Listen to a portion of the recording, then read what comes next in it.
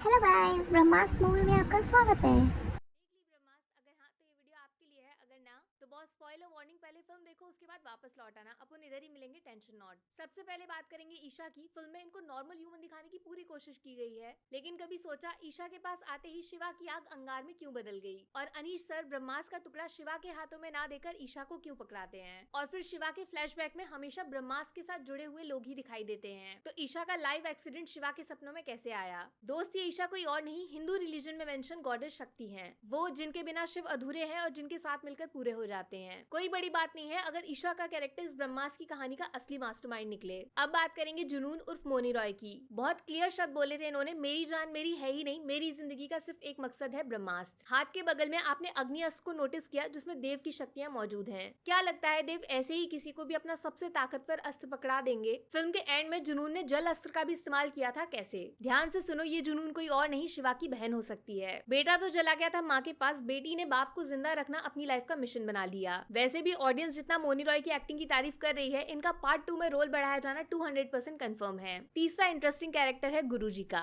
शिवा को कहानी बताते टाइम गुरुजी ने बोला था कि वो अमृता और देव के साथ ब्रह्मांड ग्रुप के मेंबर थे। काफी चांसेस है पार्ट 2 में इनका पास्ट भी रिवील होगा, जिसमें इनका कैरेक्टर देवेंदु भैया प्ले कर सकते हैं। और सुनिए, गुरुजी पे ज्यादा भरोसा करना सेहत के लिए हानिकारक हो सकता है। जी हाँ, 99% चांसेस है कि ये बंदा कहानी का असली विलन होने वाला है, जिसकी वजह से अमृता और देव अलग हो गए, बाद में इनके बीच युद्ध भी हुआ। अब आ जाते हैं ब्रह्मास्त्र पार्ट 2 के सबसे इंपॉर्टेंट कैरेक्टर देव की तरफ। कौन है ये? दिमाग में सवाल घूम रहा होगा। देखो, देव का डायरेक्ट रेफरेंस महादेव की तरफ ही है, जिनके पास पावर है डिस्ट्रक्शन और क्रिएशन की।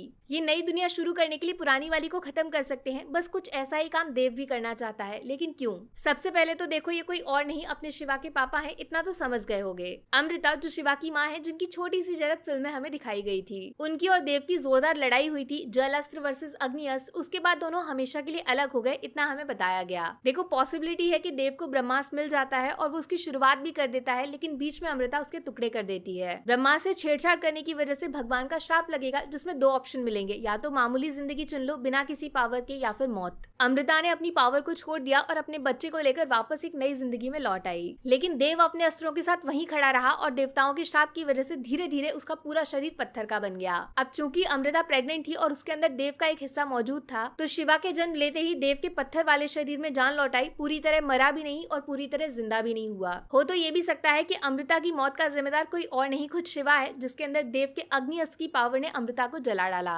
अब दो रीजंस हैं जिसकी वजह से देव ब्रह्मास्त्र को जल्द से जल्द दोबारा पाना चाहता है। पहला तो देवताओं के श्राप से आजाद होने के लिए ब्रह्मास्त्र का वापस जुड़ना जरूरी है, जिससे देव जिंदा हो जाएगा, जो फिल्म के एंडिंग में हो भी गया। दूसरा, इस दुनिया को खत्म करके जल्द से जल्द एक नई दुनिया की शुरुआत करना, जिसमें देव और अमृता फिर से एक बार मिल सके। जैसा कि आपको शिव पार्वती की हिस्ट्री में भी पढ़ने को मिल जाएगा, भगवान शिव जब माता पार्वती से अलग हुए तो वापस तभी मिले जब उनका पुनर्जन्म हुआ। अब इस थियरी का इस्तेमाल करने से कहानी का मेन ऑब्जेक्टिव देव कोई विलन नहीं है, उसने जो किया अमृता को पाने के लिए किया, ये क्लियर हो जाएगा। वैसे भी अयान मुखर्जी जो फिल्म के डायरेक्टर हैं, इनकी ताकत है लव स्टोरी, प्यार कहानी का फैसला करता है हमेशा इनकी फिल्मों में। इसीलिए हो ना हो पार्ट 1 की तरह पार्ट 2 भी अमृता और देव की लव स्टोरी को ही फोकस में डालेगा। देखो, अमृता वाले कैरेक्टर में तो दीपिका है ही, ये बात 110% कंफर्म हो चुकी है, लेकिन जो देव वाला कैरेक्टर है उसके लिए अभी दो नामों के बीच में कंफ्यूजन है। 90% तो ये रणवीर सिंह ही होने वाले हैं। Deepika Ranveer real life couple reel में भी साथ हो जाएंगे, जोड़ी खूब जमेगी। लेकिन बचा हुआ 10% ऋतिक रोशन की तरफ इशारा करता है, अभी हाँ या ना कंफर्म नहीं है, वो भी फिल्म में हो सकते हैं। और एक इंटरेस्टिंग चीज बताऊं, थोड़ा गौर फरमाइएगा, अपने हिंदू रिलीजन में त्रिमूर्ति सबसे सुप्रीम है। ब्रह्मा तो हो गए क्रिएटर, मॉडर्न जमाने में साइंटिस्ट बोले तो SRK वाला कैरेक्टर। विष्णु हो गए प्रोटेक्टर, जी हाँ, नागा अर्जुन सर, जिनके अंदर नंदी की शक्ति मौजूद है। और तीसरा शिवा द डिस्ट्रॉयर, देव वाला कैरेक्टर, जिनका गुस्सा पूरी दुनिया जला सकता है। एक्साइटेड हो जाइए, क्योंकि ब्रह्मास्त्र पार्ट 2 में ये त्रिमूर्ति वाले कॉन्सेप्ट को भी जरूर एक्सप्लोर किया जाएगा। SRK का young version Naga Arjun sir के बेटे नागा चैतन्य आ सकते हैं। रणवीर तो देव बनने जा ही रहे हैं, और कहानी के असली विलन अपने मुन्ना भैया। अब आप बताओ, आपके हिसाब से ब्रह्मास्त्र पार्ट 2 में इसके अलावा और क्या हो सकता है? कोई क्रेजी फैन थ्योरी जो दिमाग में घूम रही हो, नीचे कमेंट मार के जरूर शेयर करना। बाकी वीडियो में कुछ पसंद आया हो या फिर कुछ शिकायत करनी हो तो मैं आपको इंस्टाग्राम पे भी मिल जाऊंगी, वरना थोड़ा सा इंतजार करिए, मिलूंगी आपसे अगले वीडियो में। Take care, bye bye.